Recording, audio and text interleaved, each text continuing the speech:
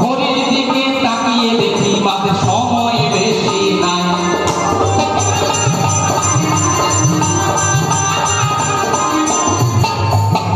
অনেক দাদা দিদিরা একটু চটকা গান শুনবে, কিন্তু কমিটির দাদু কাকুরা বলেছে একটু বাবার নাম যে হবে।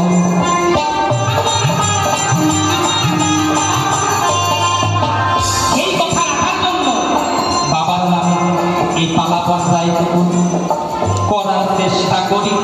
তোমার কিছু যদি আরো জিজ্ঞাসা থাকে বলো দাদা আমি।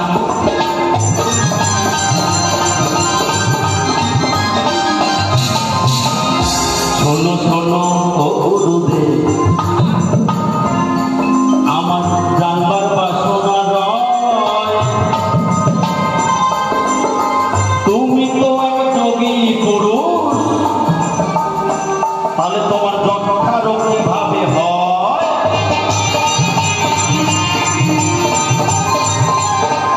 মানে লোকনাথ লিখেছিলেন বৈষ্ণব সাধক যোগী পুরুষ, উনি তো বাবা আমাদের মতো তামাকও খাইতেন না, সিগারেটও খাইতেন না, এমনকি যেটাকে বলা হয় কোল্ড সেটাও খাইতেন না। খাইতেন কি? তাহলে যদি নেশা ভাব কিছু নাই করে থাকলো, তাহলে বাবা যক্ষা রোগটা কিভাবে হলো তুই আপনি খুলে বলো।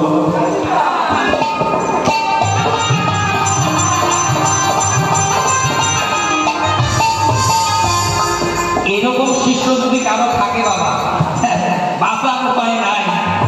আমি কইতেছি সময় নাই, আরো যদি একটা গান শোনাতে হবে, ওই খালি পেঁচাইয়া পেঁচাইয়া এমন করে ধরে রে বাবা। শোনো শোনো অগ্নি বাবা, তোমার সংক্ষেপে উত্তর দিব, পহরার বিপুল নাই।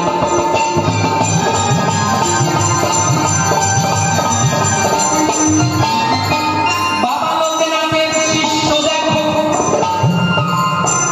ওই একজন ভক্ত ছিল, অল্প বয়সে তিনি দেখো স্বামী হারা হলো।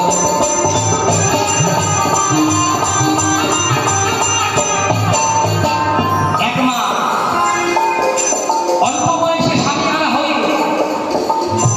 নয়ন জলে বক্ষ ভাসিয়ে স্বামীর বাড়ি পরিত্যাগ করে বাবার বাড়িতে এসে ঠাই নিল। বাবার বাড়ি এসে ওই